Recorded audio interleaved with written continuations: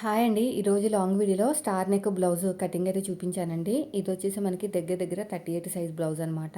అయితే వీటి కోసం ఏం చేశానంటే హైట్ ఖర్చులతో కలిపి మార్కింగ్ వేశాను. ఫుల్ షోల్డర్ 5.7, అదేవిధంగా నెక్ డీప్ కూడా మనం తీసుకున్న అది బ్లౌజ్లో వీపు పార్ట్ హైట్ ఎంత ఉందో అంత తీసుకుంటే సరిపోతుంది. పైన నెక్ 2.5 ఇచ్చాను, కింద 3 ఇంచులు తీసుకుని ఇలాగా స్క్వేర్ లాగా వేసుకోవాలండి. ఇది స్టార్ నెక్ అనమాట. ఇక్కడ ఒక ఎల్ షేప్ వస్తుంది కదా, అక్కడ నుంచి ఒక 2 ఇంచులకు మార్కింగ్ వేసుకోండి. విడ్త్ వచ్చేసి ఒక హాఫ్ ఇంచు, ఎక్కడికైతే 2 ఇంచులకు మార్కింగ్ వేసుకున్నాం అక్కడ విడ్త్ వచ్చేసి హాఫ్ ఇంచు తీసుకుని ఇలా స్టార్ షేప్ ఇచ్చేయాలన్నమాట. అంతే, చాలా సింపుల్. ఫ్రంట్ పార్ట్లో అయితే మాత్రం విడ్త్ దగ్గర ఒక పావు ఇంచు తీసుకోవాలి అంతే. మొత్తానికి ఫుల్ షోల్డర్ వచ్చేసి నాకు 5.7 వచ్చింది. వీళ్ళకి షోల్డర్ ఎక్కువ ఉంటుంది అనమాట.